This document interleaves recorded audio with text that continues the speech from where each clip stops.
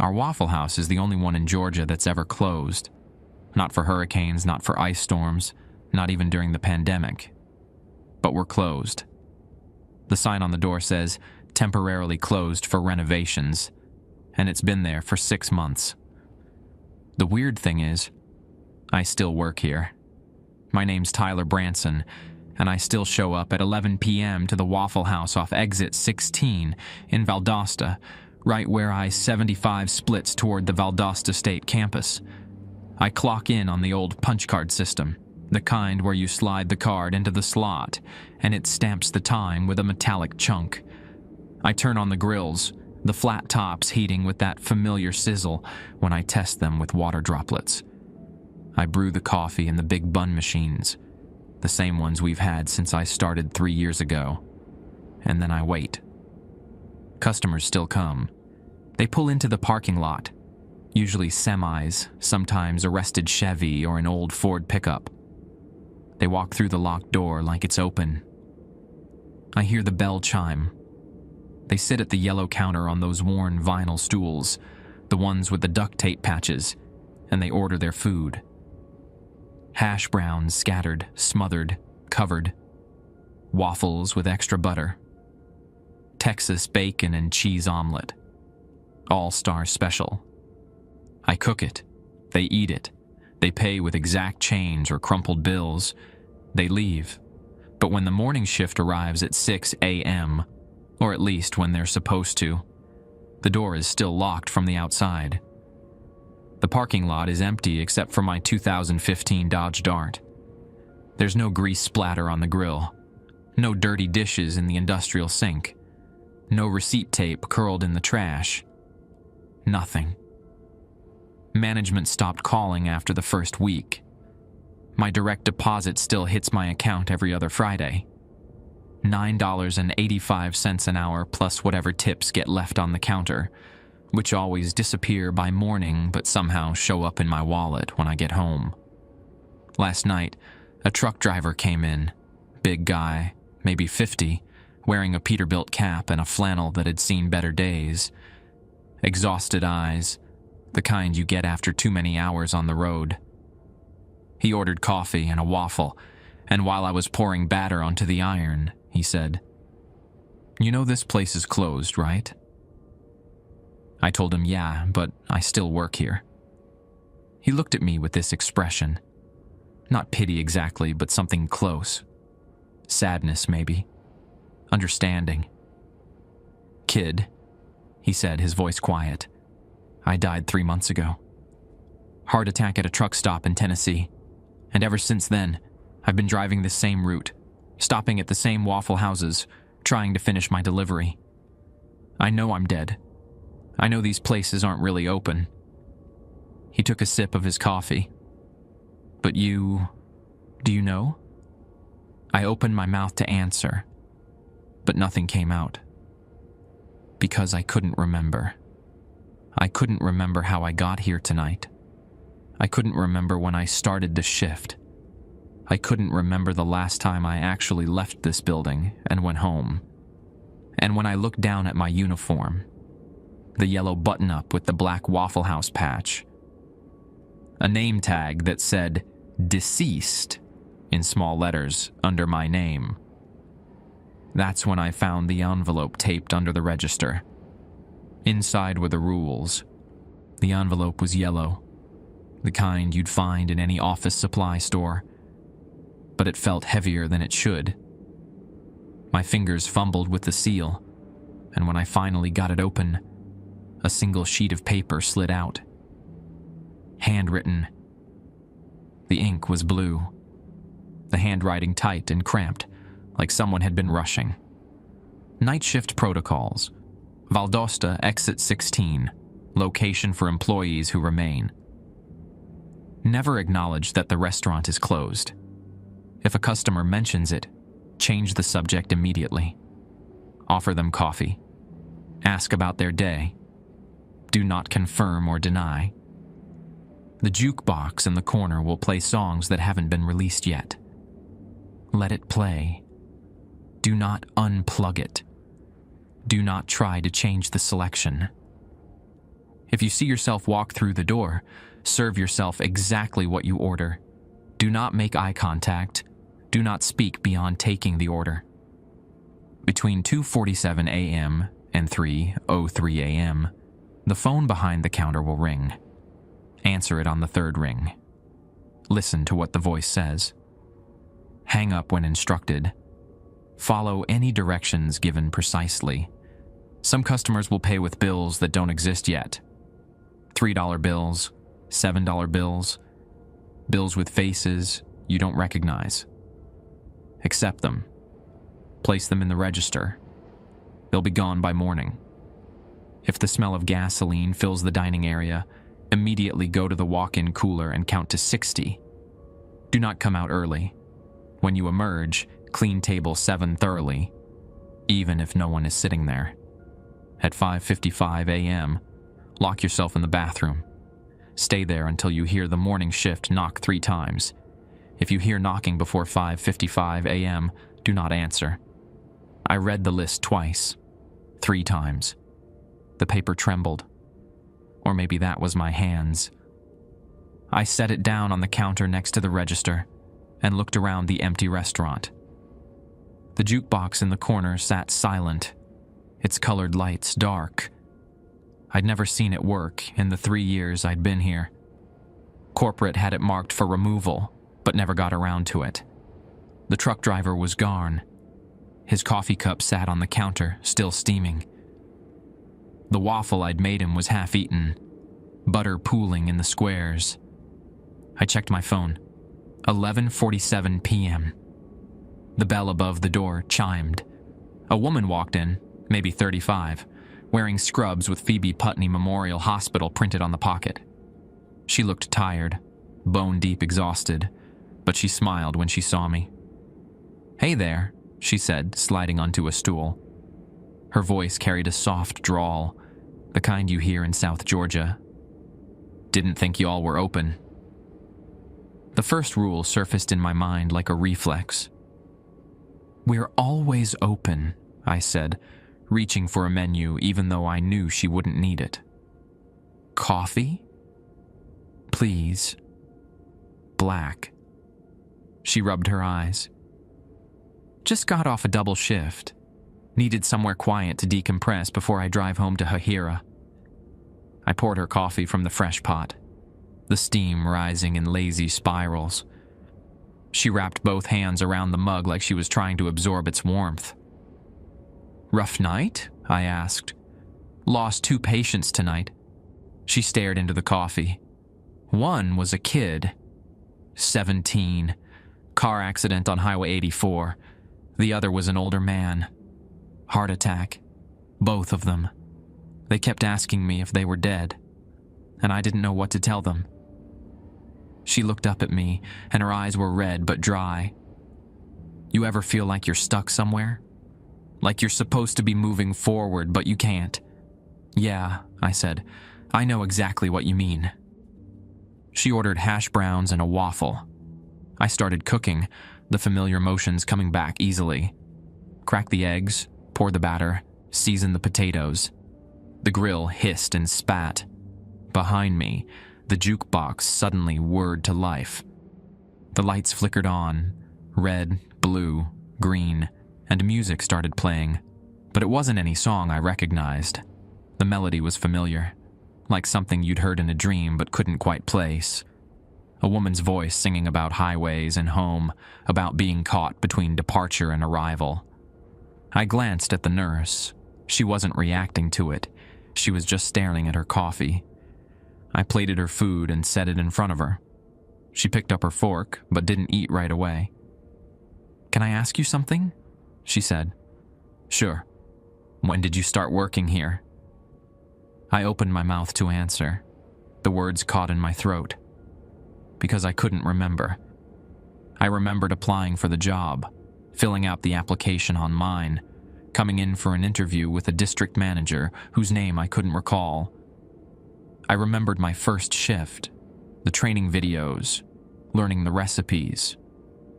But I couldn't remember anything between then and now. No specific shifts, no memorable customers, No bad days or good days, just this endless string of nights that all looked the same. "A while ago?" I finally said. She nodded slowly, like that was the answer she expected. She took a bite of her waffle and chewed thoughtfully. "This is really good," she said. "Best meal I've had in months." She finished eating, left a $20 bill on the counter, and stood up to leave. "Keep the change," she said. "And hey, whatever's keeping you here, I hope you find your way out." She walked to the door, pushed it open. It swung easily despite the lock, and disappeared into the parking lot. I looked down at the 20. Andrew Jackson's face stared back at me, but the denomination in the corner said $3. I put it in the register. The jukebox was still playing. The jukebox played 3 more songs I'd never heard before. I finally stopped paying attention to it. Each one felt like a memory that hadn't happened yet. Familiar but wrong, like déjà vu in reverse. I wiped down the counter where the nurse had been sitting. The coffee mug was still warm. Her plate was clean except for a small pool of syrup in the center. When I reached for it, my reflection caught in the stainless steel napkin dispenser. I looked the same as I always did. 24 years old, dark hair that needed a trim, the beginnings of a patchy beard I kept meaning to shave. But there was something off about my eyes. They looked tired. Not just end-of-shift tired. Exhausted in a way that went deeper than lack of sleep. The clock above the grill read 12:33 a.m. I dumped the plate in the gray bus tub and started on the dishes, letting the hot water run until steam rose from the sink. The smell of dish soap mixed with old grease, a scent so familiar it didn't register anymore. I scrubbed the plate clean, dried it, put it back in the stack. The bell chimed again. 2 men walked in this time, both wearing the dark green uniforms of the Georgia Department of Corrections. One was older, maybe 50, with a face that had seen too much sun. The other was younger, mid-30s, with a fresh buzz cut and nervous energy. They sat at opposite ends of the counter. "Coffee," the older one said. He didn't look at me when he spoke. "Same," the younger one added, "and a Texas melt if you got it." I poured 2 coffees and started on the sandwich, sausage, eggs, cheese on toast. The grill was still hot from the nurse's order, and the sausage patties sizzled when they hit the surface. "You work here every night?" the younger guard asked. "Most nights," I said, keeping my answer vague. "Thought this place was shut down. Drove past it last month and the windows were all dark." The older guard shot him a look. "Don't matter what you thought. We're here now, ain't we?" The younger one went quiet after that, sipping his coffee and watching the steam rise from the cup. I finished the sandwich and set it in front of him. He picked it up with both hands, took a bite, and chewed slowly. His eyes went distant, like he was somewhere else entirely. "This tastes exactly like my mom used to make," he said softly. "She died 6 years ago. Made me breakfast every Sunday before church. I haven't thought about that in forever." The older guard stood up abruptly, throwing a $5 bill on the counter. "Time to go." "But I just started eating now." The younger guard set down his sandwich and followed the older man out. Neither of them looked back. The bell chimed as they left, and I was alone again. The $5 bill on the counter had Benjamin Franklin's face on it. The number in the corner said $7. I added it to the register with the $3 bill from earlier. The phone on the wall behind me started ringing at exactly 2:47 a.m. I knew it would. Rule 4. Answer on the 3rd ring. 1 ring. 2 rings. 3. I picked up the receiver. "Waffle House, exit 16. This is Tyler." The voice on the other end was static at first, crackling like an old radio trying to find a signal. Then it cleared, and I heard breathing. Slow, measured. Tyler Branson. It wasn't a question. The voice was flat, genderless. You've been working tonight.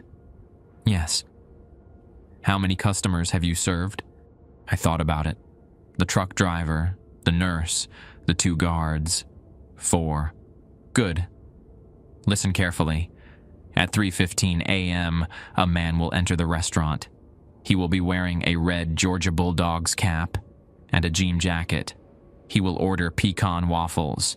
Do not give him pecan waffles. Give him chocolate chip. Do not explain why. If he asks, tell him you're out of pecans. Do you understand? I understand. When he leaves, he will try to take the salt shaker from table 4. Let him. Do not stop him. Do you understand? Yes. Good. You're doing well, Tyler. Better than the last one. The line went dead before I could ask what that meant. I hung up the phone and checked the clock. 2:51 a.m. 24 minutes until the man with the red cap would arrive. I used the time to prep. Made sure the chocolate chip bag was accessible, even though we rarely used it. Checked that table 4 had a salt shaker. It did, the cheap glass kind with the metal screw on top. I tried to remember who the last one was, but I couldn't. Had there been another night shift worker here before me? The memories wouldn't come. At 3:12 a.m., I started getting anxious, like I'd swallowed something that wouldn't settle. I poured myself a coffee, something I normally never did on shift, and drank it too fast, burning my tongue. At 3:15 a.m. exactly, the bell chimed.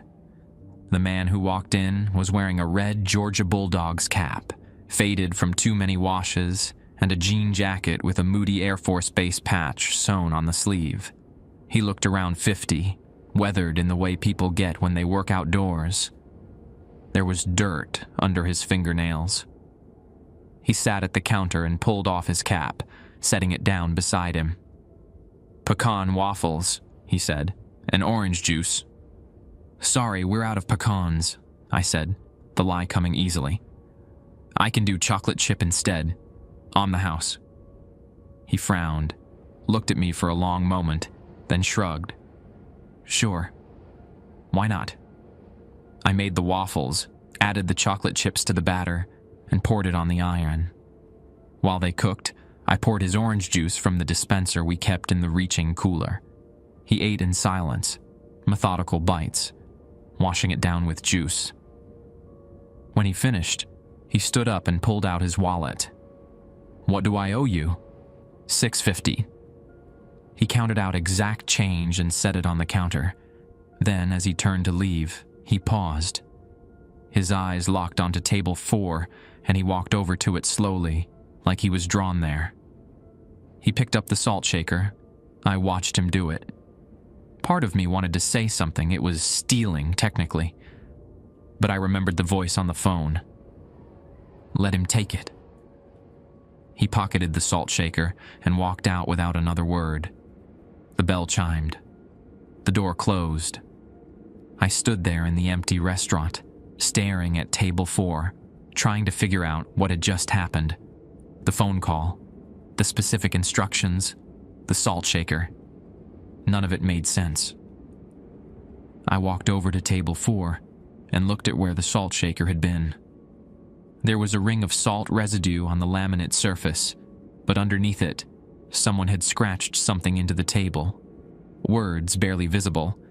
"Help me." My throat went tight. I looked around the restaurant. Everything looked the same. The yellow walls, the black and white checkered floor, the grill behind the counter, the jukebox in the corner, still playing its strange, unfamiliar songs. But something felt different now. Like I'd crossed a threshold I couldn't uncross. I went back to the counter and checked the money the man had left. All normal bills. No faces I didn't recognize. No denominations that didn't exist. The clock read 3:28 a.m. 2.5 hours until I'd need to lock myself in the bathroom. 2.5 hours to figure out what was happening here. 2.5 hours to remember how I died. I couldn't stop staring at the words scratched into table 4. Help me. 2 words that raised 1,000 questions. Who had scratched them there? Another worker? A customer? When? And why had the voice on the phone specifically wanted that salt shaker removed? I grabbed the cleaning spray and a rag, intending to wipe down the table, but my hand froze halfway there. Something told me not to. Leave it. Evidence of what? I didn't know. The jukebox switched songs. This one I recognized, or thought I did. It sounded like Rambling Man by the Allman Brothers, but the lyrics were wrong. Instead of singing about being born in the back seat of a Greyhound bus, the voice sang about being born in a Waffle House booth off Interstate 75, about never leaving, about the hash browns going cold. I turned away from the jukebox and focused on cleaning the grill, scraping away the buildup from the night's orders. The repetitive motion usually calmed me, but tonight, it just gave me time to think. The truck driver saying he died 3 months ago. The nurse who seemed to know I was stuck here. The guards who left abruptly. The phone call giving me specific instructions about a customer who showed up exactly on time. And my name tag, deceased. I pulled it off my shirt and held it under the fluorescent light. The letters were there, small but clear, stamped in black beneath Tyler Branson. I rubbed my thumb over them, half expecting the ink to smear, but it didn't budge. When had disappeared? Had it always been there? The bell chimed. I looked up. I was standing in the doorway. Not someone who looked like me. Me. Same height, same build, same dark hair that needed cutting, same Waffle House uniform. The other me looked around the restaurant with an expression I recognized. Confusion mixed with resignation, like waking up in a place you don't remember going to sleep. Rule 3, if you see yourself walk through the door, serve yourself exactly what you order. The other me walked to the counter and sat down on a stool, 3 seats from the end. I, didn't look at me, just stared at the menu even though I knew he had it memorized. "Can I get a Texas cheesesteak omelet?" the other me said, hash brown scattered and covered. "Coffee." My hands moved on autopilot. I poured the coffee first, set it in front of them, and turned to the grill. I cracked eggs into the mixing bowl, whisked them, added cheese, sausage, peppers, threw hash browns on the flat top, added cheese when they started to brown. Neither of us spoke. I could hear him breathing. Could hear the soft clink of the spoon when he added sugar to his coffee. Could hear him sip it. It was the most surreal thing I'd ever experienced, and that was saying something considering the night I was having. When the food was ready, I plated it and set it in front of him. He picked up his fork, took a bite of the omelet, and chewed slowly. "This is good," he said, still not looking at me. "Thanks," I said. "Can I ask you something?"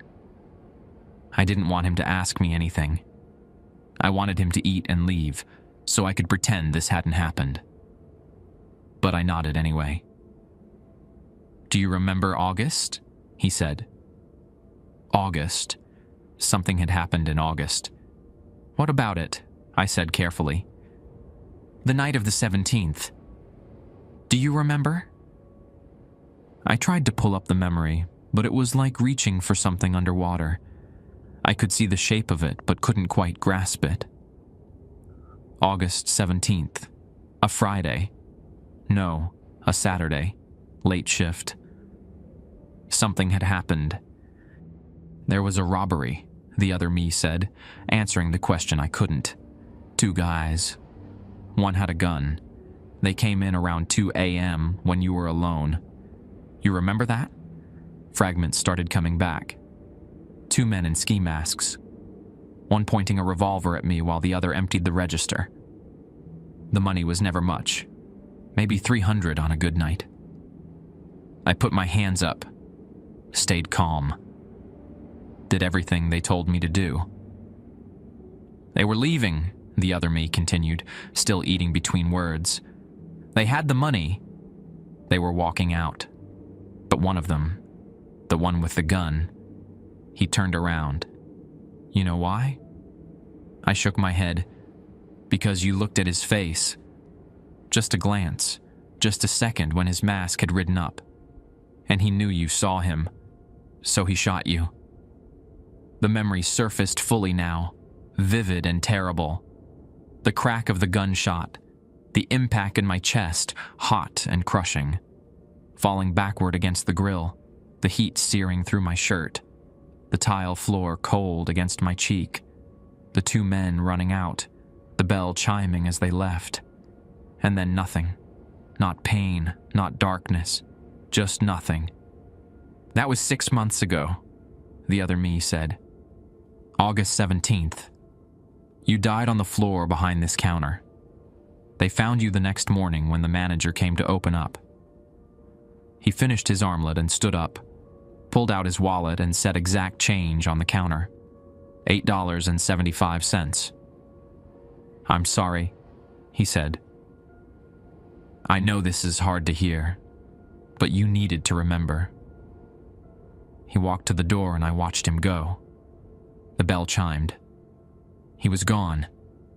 I stood there behind the counter, my chest feeling tight even though there was no wound, no scar, nothing to indicate I'd ever been shot. I pulled up my shirt and looked anyway. Smooth skin. Nothing. But I remembered the pain now, the terror, the helplessness. I remembered dying. The clock read 4:03 a.m. I needed air. I pushed through the swinging door into the kitchen, past the walk-in cooler, and out the back exit that led to the dumpsters and the employee parking area. Except the door wouldn't open. I turned the handle, pushed, put my shoulder into it. Nothing. It was like pushing against concrete. I went back through the kitchen and tried the front door. Same thing. Locked from my side now, even though customers could walk through it freely. I was trapped here. The realization settled over me slowly. I wasn't just working the night shift. I was stuck here, repeating the same shift over and over, serving customers who were dead or dying or caught between states like me. The nurse who couldn't save her patients. The guards who looked like they were transporting souls instead of prisoners. The truck driver who'd been trying to finish his final delivery for 3 months. All of us caught in our own versions of purgatory. I went back to the counter and looked at the money the other me had left. Regular bills, normal denominations.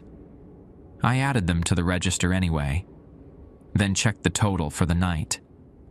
$43.75. The smell hit me around 4:37 a.m. on gasoline, strong and overwhelming, like someone had poured it directly onto the grill. My eyes watered from the fumes. Rule 6. If the smell of gasoline fills the dining area, immediately go to the walk-in cooler and count to 60. I didn't hesitate. I pushed through the kitchen door and yanked open the heavy cooler door, the cold air rushing out to meet me. I stepped inside, pulled the door closed behind me, and started counting. 1, 2, 3. The cooler was packed with the usual supplies, boxes of frozen hash browns, cases of eggs, bags of shredded cheese. My breath came out in visible puffs. 27, 28, 29. I could hear something outside the cooler, a dragging sound heavy and wet, like something being pulled across the tile floor. 41, 42, 43. The temperature was dropping. My fingers were going numb, but I kept counting. 56, 57, 58. The dragging sound stopped. Silence. 59, 60.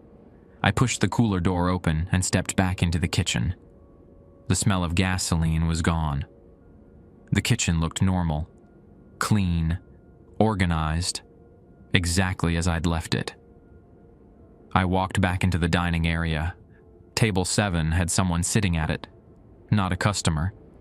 Not exactly. It was hard to describe what I was seeing. A figure, human-shaped, but wrong in ways my brain refused to process. Like a photograph that had been overexposed, all the details washed out into whiteness, but still retaining a vague suggestion of features. I grabbed the cleaning spray and a rag and approached the table. The figure didn't move. Didn't react to me at all. It just sat there, hands folded on the table, facing forward. I wiped down the table around it, scrubbing away something dark and sticky that had pooled on the surface. Oil, maybe, or blood. I didn't look too closely. When I finished, the figure was gone. The table was clean. I checked the clock. 5:18 a.m. 37 minutes until I needed to lock myself in the bathroom. 37 minutes to figure out if there was any way out of here, or if I'd be serving hash browns and waffles to the dead for eternity. If you like the stories, please hype the videos from a button like this just above the comment section. It helps the videos to get more reach and perform well. It would take just a few seconds and cost nothing, but would help the channel grow even faster. Thank you. I spent the next 10 minutes searching the restaurant for any sign of previous workers. If I'd died here 6 months ago, and the voice on the phone had mentioned the last one, then someone else had worked this shift before me. I started with the employee break room, a cramped space barely big enough for a table, 2 chairs, and a time clock. The walls were covered with the usual corporate posters, hand-washing procedures, safety protocols, a faded motivational poster about teamwork. But tucked behind the time clock, I found something else. A stack of punch cards. I flipped through them, names I didn't recognize, dates going back years. Jennifer Watts, last punch, March 3rd, 2023, 11 p.m. Marcus Webb, last punch, July 15th, 2022, 11 p.m. Deshorm Thomas. Last punch, October 8th, 2021, 11 p.m. 8 cards total, all ending with a final 11 p.m. punch and no corresponding clock-out time. 8 workers who'd started the night shift and never left. My card was at the bottom of the stack. Tyler Branson. Last punch, August 17th, 2024, 11 p.m. I felt sick looking at it. 6 months of shifts represented by that single timestamp. The bell chimed from the dining room. I shoved the cards back behind the time clock and walked out front. A teenage girl sat at the counter, maybe 16 or 17. She wore a Lowndes high school volleyball jersey and had her dark hair pulled back in a ponytail. Her eyes were red like she'd been crying. "You open?" she asked, her voice small. "Always," I said, sliding a menu across to her even though she looked too young to be out this late.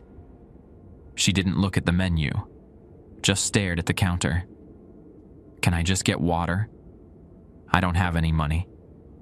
"Food's on me," I said. "What sounds good?" She shook her head. "I'm not hungry. I didn't want to be alone. Is that okay?" "Yeah, that's okay."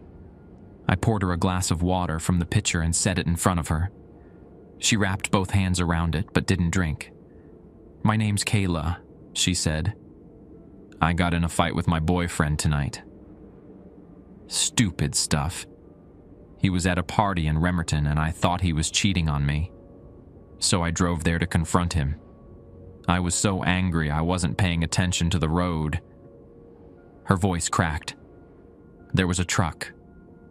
I swerved. My car went into the ditch on Norman Drive. I remember the impact, the windshield breaking. And then I was walking, and I saw this place, and she looked up at me, tears streaming down her face now. Am I dead? The question hung in the air between us. I thought about Rule 1. Never acknowledge that the restaurant is closed. But she wasn't asking about the restaurant. She was asking about herself. I think so, I said quietly.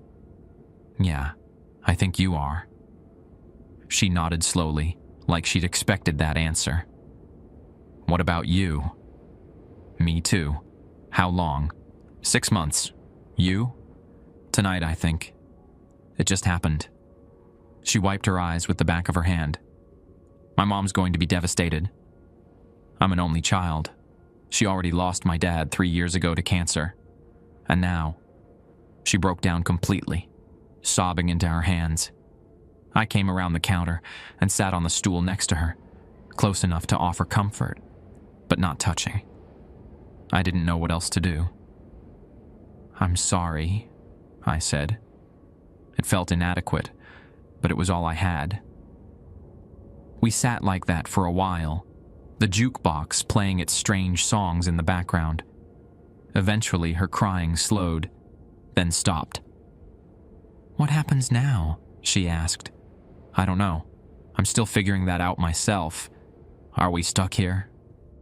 I think maybe temporarily. There are rules, protocols.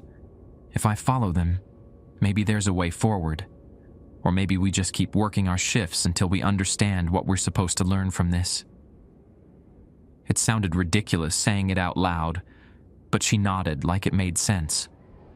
Can I stay here? Just for a little while? As long as you need. She stayed until 5:23 a.m., sitting at the counter, occasionally sipping her water. We didn't talk much.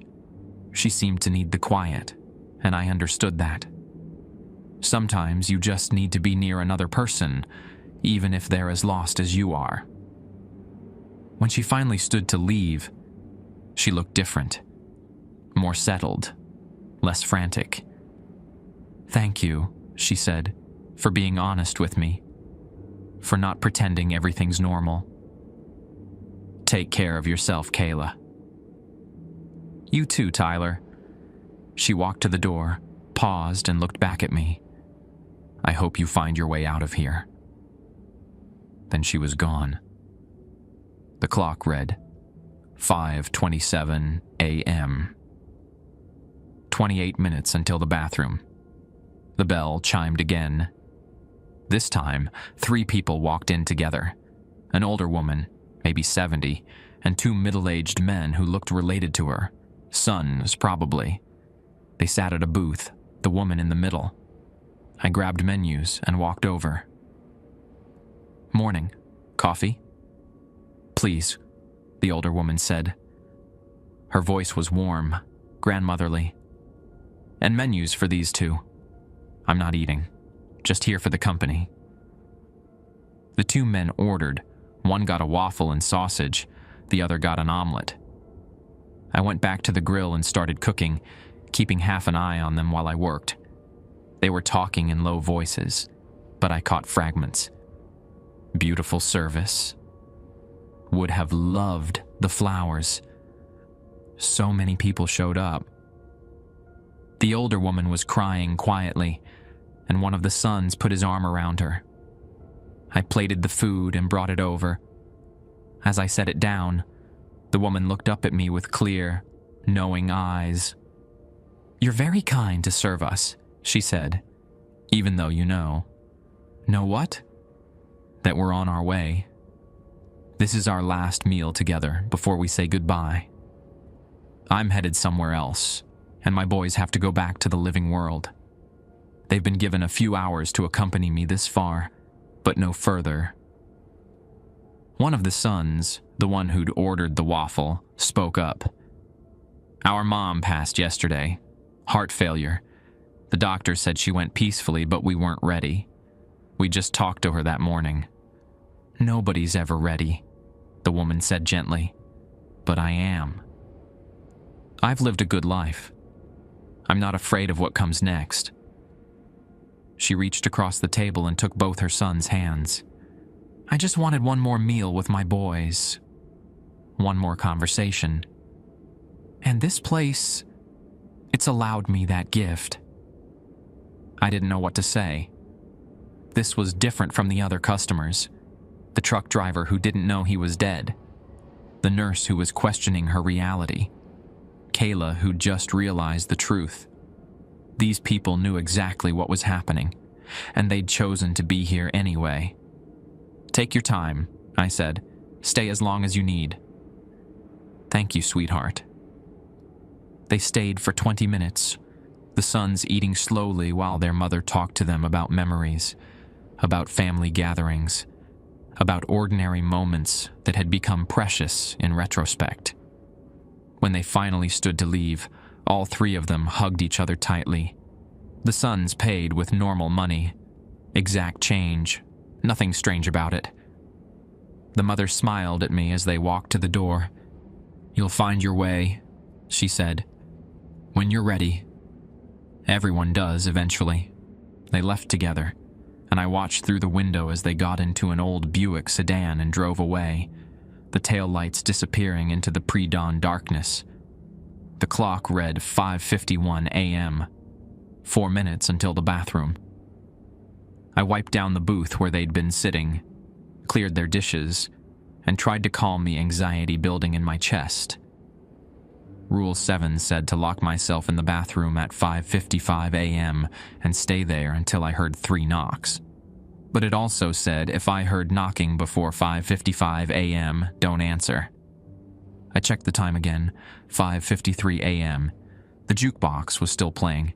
The song sounded like Midnight Train to Georgia, but the lyrics were about staying in one place forever, about platforms that never change, about passengers who arrive but never truly leave. 5:54 a.m. I walked to the bathroom, my hand on the doorknob. 5:55 a.m. I stepped inside and locked the door behind me.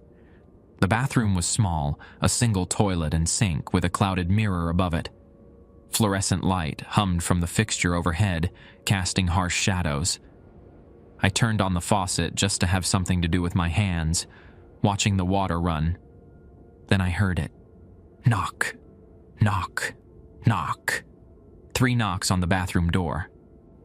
But the clock on my phone, I'd checked it as I locked the door, showed 5:56 a.m., not 6 a.m. Not time yet. Rule 7. If you hear knocking before 5:55 a.m., do not answer. Tyler. A voice from outside the door. Tyler, open up. It's time for shift change. It sounded like a manager's voice. Professional, friendly, almost normal.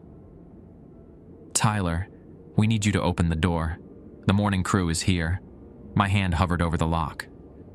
Don't answer. Tyler, this is your last warning.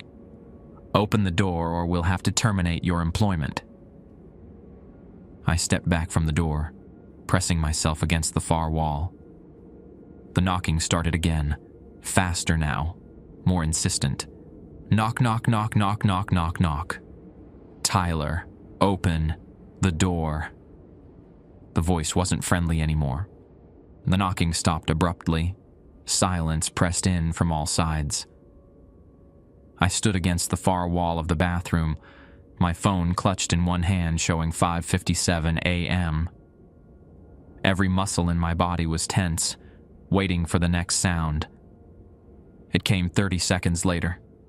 Not knocking this time. Scratching. Long, slow drags against the wood, like fingernails, or something pretending to have fingernails, testing the door's surface. Then a voice, different from before, softer, feminine. Tyler. It's Jennifer. Jennifer Watts. I used to work here. Can you let me in? I've been trying to get back for so long. Jennifer Watts. The name from one of the punch cards. March 3rd, 2023. I know you're scared, the voice continued. I was too. But you don't have to stay in there. I figured out the way through. I can show you. Just open the door. I checked my phone again. 5:59 a.m. Please, Tyler. I don't want to be alone out here anymore. It's cold. It's so cold. The scratching resumed, more frantic now. Multiple points of contact, like hands clawing at the door. Let me in, let me in, let me in. My phone's clock changed to 6 a.m. The scratching stopped. The voice cut off mid-word. Total silence. I waited, counted to 30 in my head, then 60. Nothing. Finally, I heard it.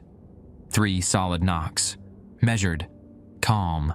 Knock, knock, knock. Tyler. A man's voice this time. Tired but real.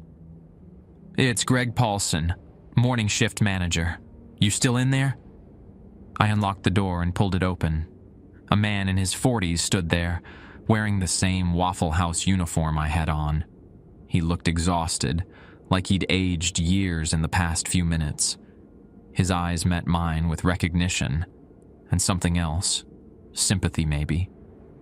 You did good, he said. First night is always the hardest. Come on out. I stepped into the dining area. It looked different now. The early morning light was coming through the windows. Real some night, not the strange half-darkness that had persisted all night. The jukebox was dark and silent. The tables were clean. The grill was cold. And there were other people here. 4 of them, all wearing Waffle House uniforms, all with the same exhausted look as Greg. They sat in a booth together, coffee mugs in front of them. Welcome to the club, a woman said. She was maybe 35, with her hair pulled back in a tight bun. I'm Jennifer. The real Jennifer, not whatever was outside that door. Deshaun, said a black man in his 20s, raising his coffee mug slightly. Been here since 2021. Ashley, said a younger woman, maybe my age, 2020. The last person, an older white man with gray in his beard, just nodded at me. Curtis, 2019, don't talk much anymore. Greg sat down across from them and gestured to an empty spot. Have a seat, Tyler. We should probably explain what's happening here. I sat down, feeling numb. You're all dead too. Yep, Deshaun said. Various ways. Mine was carbon monoxide leak in the kitchen. Faulty exhaust system. Passed out during a shift. Never woke up. Stabbed, Ashley said matter-of-factly. Customer dispute that got out of hand. Guy was high on something. Came at me with a knife from the kitchen. Heart attack, Curtis said quietly. It was the first time I'd heard him speak. Right behind the register, 62 years old. Should have retired, but needed the insurance. Jennifer took a sip of her coffee. Hit by a car in the parking lot. Guy was texting and driving. Didn't see me taking out the trash. Greg nodded slowly. Grease fire. Tried to put it out myself instead of using the suppression system. Smoke inhalation. I looked around at all of them. So we're all stuck here? Working the night shift forever? Not forever, Greg said. That's what we're trying to figure out. See? This place, this specific building, it's sitting on a kind of crossroads between where we were and where we're going. Most people pass through quickly. The customers you served tonight? They were in transition, moving on to whatever comes next. But workers, Jennifer continued, we're different. We died here. This place has a claim on us. So we work the shifts, follow the rules, serve the people passing through. The rules, I said. Who made them? We're not sure, Deshaun said. Best we can figure, they evolved over time. Previous workers figured out what works, what keeps us safe, what helps the transition happen smoothly. The rules get passed down. Ashley leaned forward. Every location that's experienced a worker death has a version of this. A shadow restaurant that exists parallel to the real one. The living can't see us or the dead customers. We can't interact with the living world, but we can help souls transition. The Waffle House Index, Greg said. You know about that? How FEMA uses Waffle House locations to measure disaster severity. I nodded. Everyone in Georgia knew about the Waffle House Index. It's not just about disasters, he continued. It's about death proximity. Locations that stay open during catastrophes, those are the ones where the veil is thinnest, where the transition happens most smoothly. Corporate doesn't know it, or maybe they do and don't talk about it. But Waffle House has been helping the dead find their way for decades. So what do we do? I asked. Just keep working until... what? Until we're ready to move on, Jennifer said. Each of us has something we need to resolve. Something holding us here. Could be guilt. Could be unfinished business. Could be fear of what's next. Once we figure it out and let it go, we can stop working the shifts and move forward. How long does that take? Depends on the person, Ashley said. Curtis has been here longest. Some workers figure it out in months. Some take years. Curtis stared into his coffee. My wife, she's still alive. I keep thinking if I stay here, somehow I'm still connected to her. Somehow she can feel me. I'm not ready to let that go. The booth fell silent for a moment. What about you? I asked Jennifer. You've been here over a year.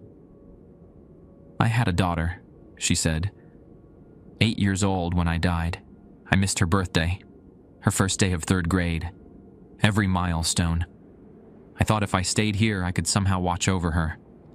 But I can't. I'm just stuck. And I'm starting to realize that staying stuck isn't helping her. It's only hurting me. Deshawn spoke up. The voice on the phone that called you tonight? That's the system. The mechanism that keeps this place running. It gives instructions to help transitions go smoothly. The truck driver with the pecan waffles. He had an allergy, would have caused his shade, his remaining consciousness to fragment if he'd eaten them. The chocolate chips redirected him properly. And the salt shaker from table 4? I asked. Memorial object, Greg explained. Sometimes people leave something behind for loved ones to find. That shaker will show up in the living world, in a place where it means something to someone, a message that the person is okay. I thought about the "help me" scratched under where the salt shaker had been.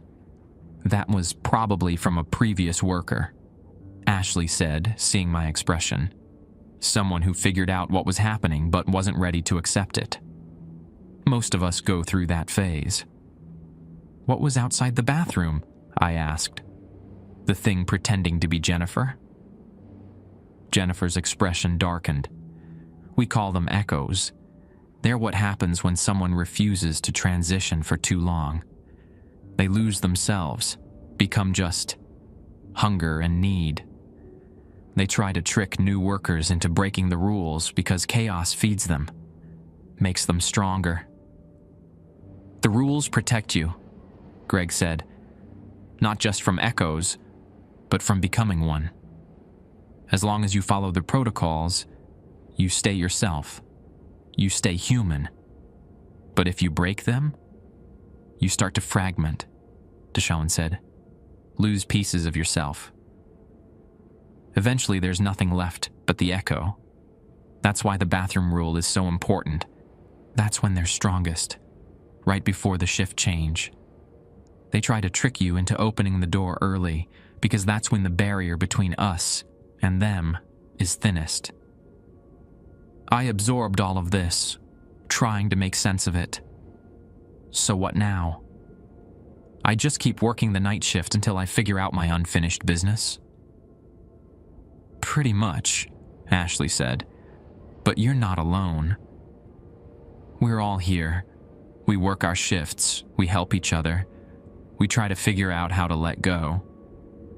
Am the living Waffle House? I asked. The real one that's marked closed? Still operating, Greg said. Different dimension, same space. They'll reopen eventually. Probably already have. New workers, new customers. They won't know about us, won't see us, but we'll be here, in the spaces between, doing our work. Curtis finally looked up from his coffee. Your thing. The thing keeping you here. Any idea what it is? I thought about it. Dying at 24. Getting shot over a few $100s. All the things I'd never do.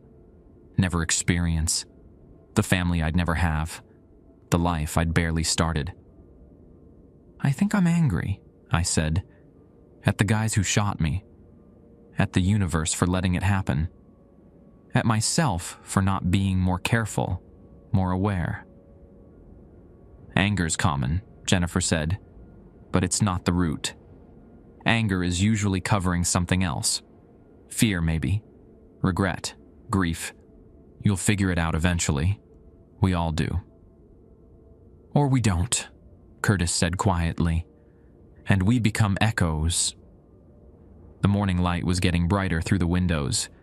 I could see the parking lot outside, empty except for a few cars I assumed belonged to the other workers' shades. Get some rest, Greg said, standing up. You'll be back tonight at 11. Same routine, same rules. But now you know what you're doing, and why. The others stood up too, heading toward the back exit. I watched them go, one by one, disappearing through the door. I sat alone in the booth, looking around at the restaurant that had become my prison. Or maybe my purgatory. Or maybe just my job. Outside, the sun continued to rise, indifferent to the ghosts serving waffles in its shadow. The next 3 weeks blurred together. Or maybe they didn't. Time felt different here. Each shift was distinct, but also identical, like variations on a theme. I learned the rhythms of the dead. Some customers knew what had happened to them.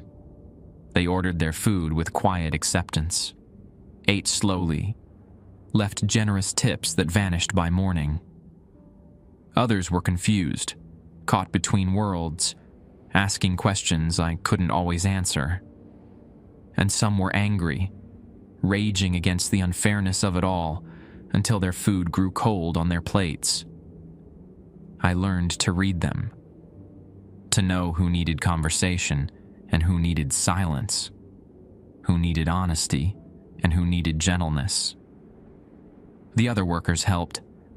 Jennifer taught me how to handle the difficult transitions, the ones who refused to accept they were dead, who fought against every suggestion that they needed to move on. Deshawn showed me the maintenance side of things, how to keep the restaurant functioning in this in-between space. Ashley warned me about the signs that someone was becoming an echo. Curtis barely spoke, but sometimes I'd catch him staring out the windows at the parking lot, and I wondered what he was seeing. What memories played behind his eyes. On my 16th shift, I'd started keeping count. Something changed. It was 1:23 a.m. when she walked in. A woman in her early 50s wearing scrubs and a cardigan, her hair streaked with gray. She looked exhausted but somehow familiar in a way I couldn't place. She sat at the counter and ordered coffee. Black, no sugar. I poured it and set it in front of her, and when she looked up at me, her eyes went wide. Tyler? My hand froze on the coffee pot. Do I know you? It's me. Diane. I worked with your mom at the hospital. Phoebe put me up in Albany. I was at your funeral. Funeral? Your mom, Diane continued, her voice soft. She's struggling, honey. She's been coming to the grief counseling group I run, but she's not processing it. She keeps your room exactly how you left it. Won't let anyone touch your things. She's stuck, Tyler. Just like you're stuck here. I set down the coffee pot carefully. Is she okay? Physically? Physically, yes, but emotionally, she's drowning. Your dad moved out. The grief was too much for their marriage. Your sister Sarah transferred to a college in Florida because being in Georgia reminded her too much of you. Your mom's all alone in that house, and she's convinced that if she just keeps everything the same, somehow you'll come back. I felt something crack inside my chest. Not pain exactly, but pressure. Years of it, compressed into a single moment of understanding. That's what's keeping me here, I said. She can't let go, so neither can I. Diane nodded slowly. I think that's part of it. But Tyler, your mom's inability to move on, that's not your burden to carry. She has to find her own way through grief. You can't do it for her. Then what's my part? What am I holding on to? She took a sip of her coffee, considering. What do you remember about the night you died? Not the shooting. Before that. I thought back. August 17th. I'd worked the shift like any other. The restaurant had been quiet until around 2 a.m. Then the two men came in. I was alone, I said slowly. The other cook had called in sick. The manager was supposed to cover, but never showed. I was by myself when they came in. And I was angry about that, about being left alone, about always being the one who had to pick up the slack. I'd been thinking about quitting, finding something better. But I needed the money for college in the fall, so I stayed. The memory sharpened. I'd been wiping down the grill, resentful, when the bell chimed. The two men walked in, and part of me was annoyed at having to stop cleaning to serve them. That annoyance had shown on my face. They came in for food initially, I said, the pieces falling into place. They ordered coffee and hash browns. But I was short with them, irritated, and one of them noticed. Made a comment about my attitude. I said something back, something sarcastic. And that's when they pulled the gun. Tyler dash. It was my fault. If I'd just been nicer, if I'd just done my job without the attitude, maybe they would have eaten and left. Maybe I'd still be alive. Or maybe they came in planning to rob the place regardless, Diane said firmly. Maybe your attitude had nothing to do with it. Maybe they saw an opportunity and took it. You don't know. But you could have done a million things differently, and you'd still be dead. Because those men made a choice. They chose to rob the restaurant. One of them chose to shoot you. Those were their choices, not yours. I stood there behind the counter, my hands gripping the edge until my knuckles ached. You're carrying guilt that isn't yours to carry, Diane said. And underneath that guilt is the real thing keeping you here. What is it, Tyler? What are you really angry about? I'm angry that I wasted my life, I said, the words spilling out before I could stop them. I'm angry that I spent my last few months working a job I hated, being miserable, planning a future I never got to have. I'm angry that I was so focused on what came next that I forgot to be present in what was happening right then. And now all I have is this, serving hash browns to dead people in a restaurant that doesn't exist. Diane reached across the counter and put her hand over mine.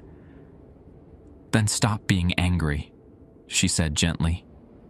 Stop punishing yourself for being human, for being young and restless and wanting more. That's not a crime, Tyler. That's just being alive. But I'm not alive anymore. No, but you're still here. Still yourself. Still capable of helping people transition to whatever comes next. That's not nothing. That's actually beautiful, if you let yourself see it that way. She finished her coffee and stood up. I'm heading on now. My time's up. Cancer, if you're wondering. Stage 4. I've had 6 months to prepare, which is more than most people get. I'm ready.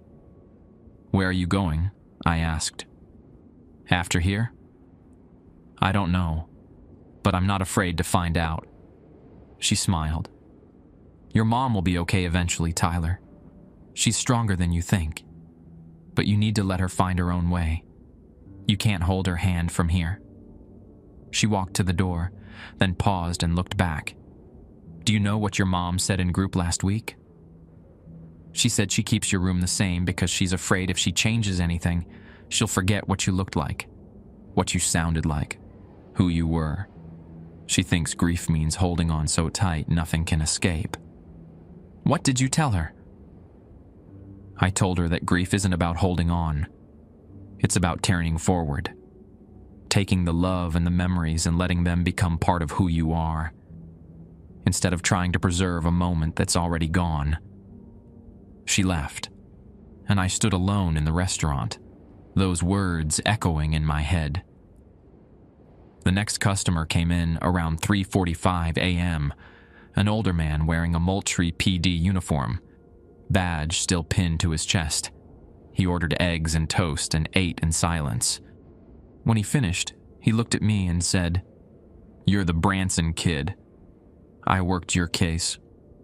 We caught the guys who did it. Both of them are serving 25 to life. Won't be out for decades, if ever. Thought you should know that."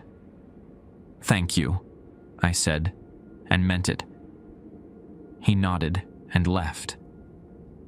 The shift continued. More customers, more transitions, more stories of lives interrupted and endings faced.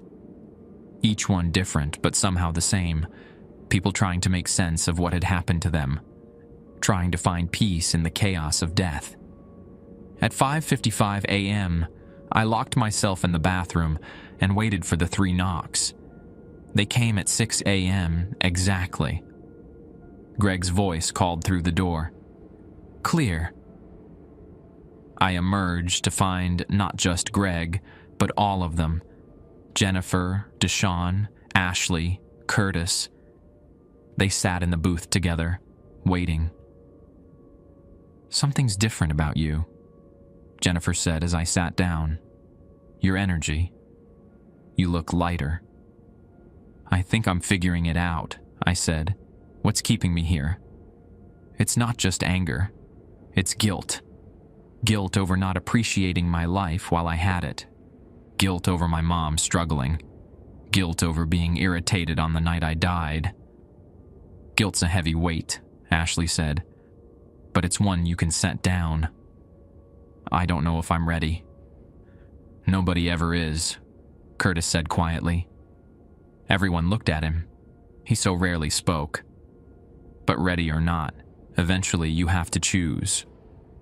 Keep carrying it, or let it go." "What about you?" I asked him. "When will you let go?"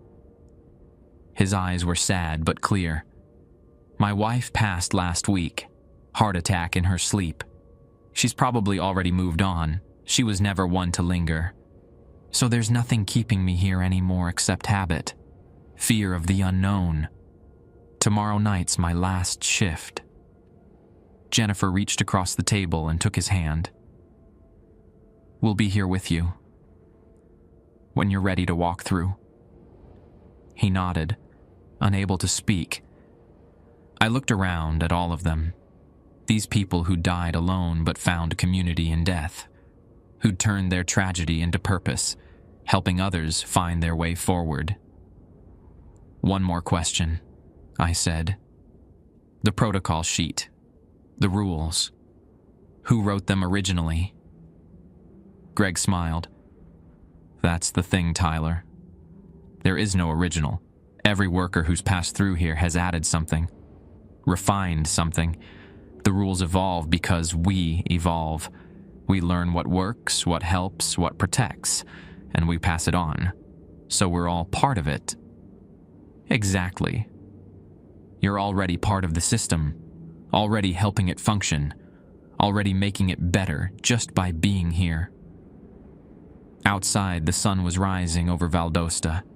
Somewhere in the living world, my mom was probably waking up in my childhood home, surrounded by my things, holding on to grief like a life raft. But she'd be okay, eventually. People always found their way through, just like I would, when I was ready. Curtis's last shift started like any other. He clocked in at 11 p.m., same as the rest of us. We'd all agreed to work together that night, an unusual arrangement, but this was a special circumstance. The restaurant could accommodate all 6 of us when needed, though typically we rotated to avoid overlap. "You sure about this?" Greg asked him as we gathered around the counter. Curtis nodded. He looked different tonight, more present somehow, like he'd finally stepped fully into his own skin after years of being a ghost within a ghost. "I'm sure. Talked to my wife last night. Saw her one more time during the shift. She told me she'd been waiting for me, but I had to choose to come to her. She couldn't pull me through, so I'm choosing." Ashley hugged him, tears in her eyes. "You've been here the longest. Taught all of us something about patience." "Stubborn, you mean?" Curtis said with a small smile. "But yeah, patience too." The first customer arrived at 11:43 p.m. A construction worker, maybe 40, covered in concrete dust. He ordered coffee and stared at it for 10 minutes before taking a sip. "I fell," he said to no one in particular, "off the scaffolding at the new apartment complex on Patterson Street. 4 stories. Didn't die right away. Laid there for 20 minutes while the ambulance came. Kept thinking about all the safety protocols I'd skipped because I was in a hurry. All the shortcuts." Curtis poured himself a coffee and sat next to the man. "I had a heart attack behind the register," he said. "Felt the pain coming for days but ignored it. Told myself I'd see a doctor after the shift, after the week, after I got my insurance sorted out. Kept putting it off because there was always something more urgent, something I had to do first." The construction worker looked at him. "You got regrets?" "Mountains of them. But regret doesn't change what happened, doesn't bring us back. So eventually you have to decide. Carry the weight or set it down. Which one are you doing? Tonight? Setting it down, moving forward."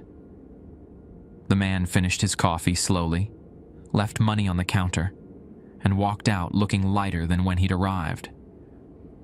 More customers came throughout the night. A teenager who'd overdosed at a party.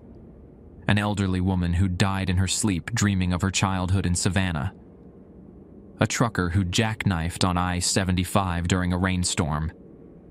Each one carried their own story, their own pain, their own questions. And we served them. Cooked their food, poured their coffee, listened when they needed to talk, and stayed quiet when they needed silence. At 2:47 a.m., the phone rang. I answered on the 3rd ring. "Waffle House, exit 16. This is Tyler." The voice was clearer tonight, less static, almost familiar. "Tyler Branson, you've been doing well. Tonight is different. At 4:15 a.m., someone will enter who needs to speak to Curtis specifically. Make sure he's available. This is his transition catalyst." "Understood." "And Tyler, your own catalyst is coming soon. Be ready." The line went dead. I told Curtis about the call. He nodded. I'm surprised. "I figured something would happen," he said. "There's always a final moment. Something that helps you let go completely." We waited. Served more customers. The jukebox played songs that felt like memories we hadn't made yet, melodies that spoke of endings and beginnings in the same breath. At 4:15 a.m. exactly, a woman walked in. She was in her late 60s, wearing a floral dress and carrying a purse that had seen better days. Her eyes found Curtis immediately, and she stopped in her tracks. "Danny?" Her voice broke on the name. "Oh my God, Danny." Jennifer looked at her hands. "My daughter's getting older. Every shift, I'm terrified I'll forget what she looked like as a child, that I'll forget her voice, her laugh. I'm holding on to memories so tight I can't move forward." "I'm angry," Deshawn admitted. "At the company for not maintaining the equipment properly. At myself for not noticing the signs. At the universe for the randomness of it all. I know anger won't change anything, but I haven't figured out how to set it down yet." "I'm afraid," Ashley said simply.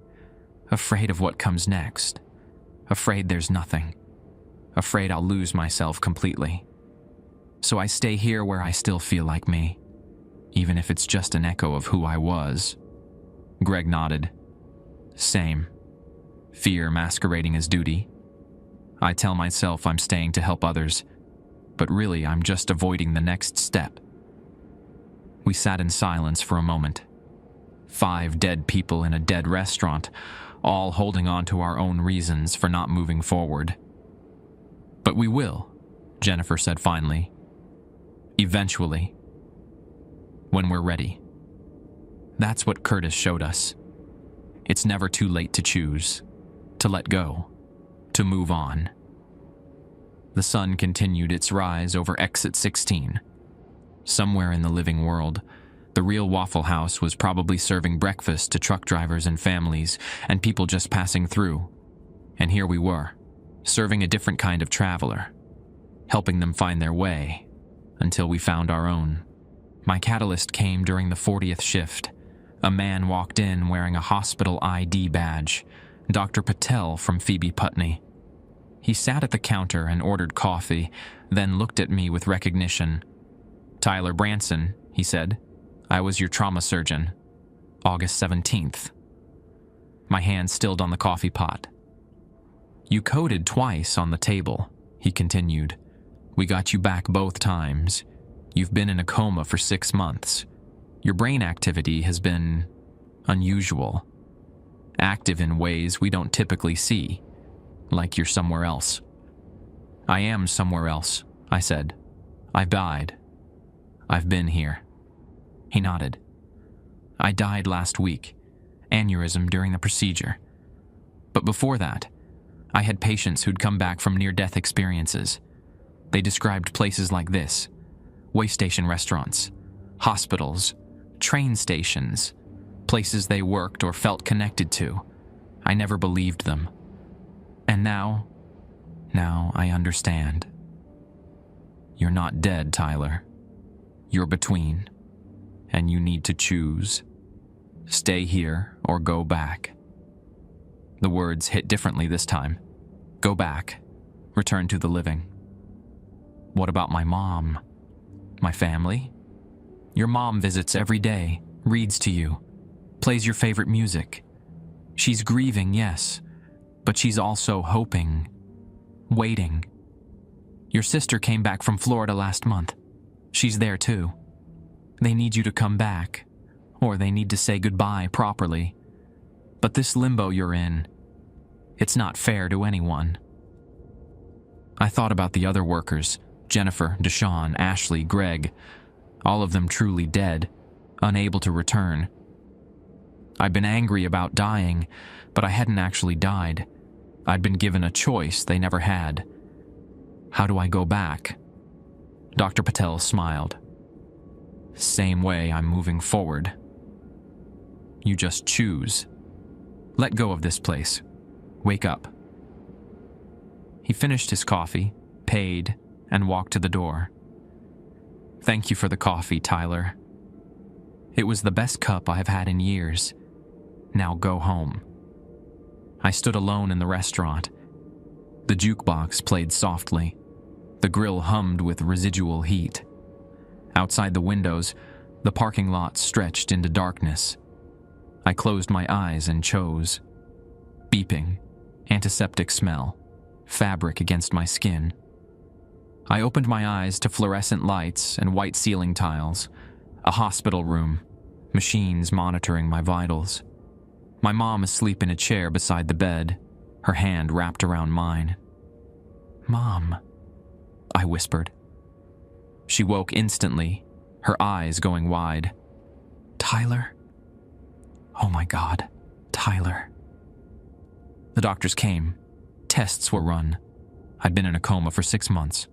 The bullet had collapsed my lung, nicked my heart. I'd survived, but barely. Recovery would take time, but I was alive. I was alive. They discharged me 2 weeks later. My mom wanted me to rest at home, but I asked her to drive me somewhere first. The Waffle House at exit 16. It was open now, fully operational.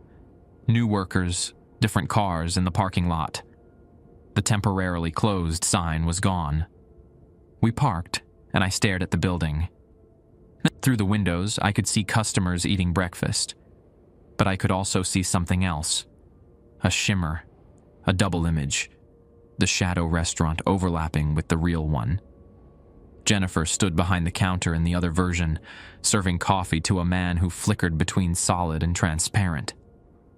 She looked up and saw me. Her eyes widened in recognition.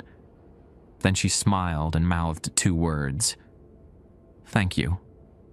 My phone buzzed in my pocket. An email from an address I didn't recognize. Corporate domain. WAPS, classified at wafflehouse.com. Subject: Employee number 4477, dual realm awareness confirmed. Tyler Branson. Your unique experience has been documented and verified. You possess what we term dual realm awareness, the ability to perceive and interact with both operational dimensions of our locations. This is exceedingly rare. We have exactly 7 active employees worldwide with this capability.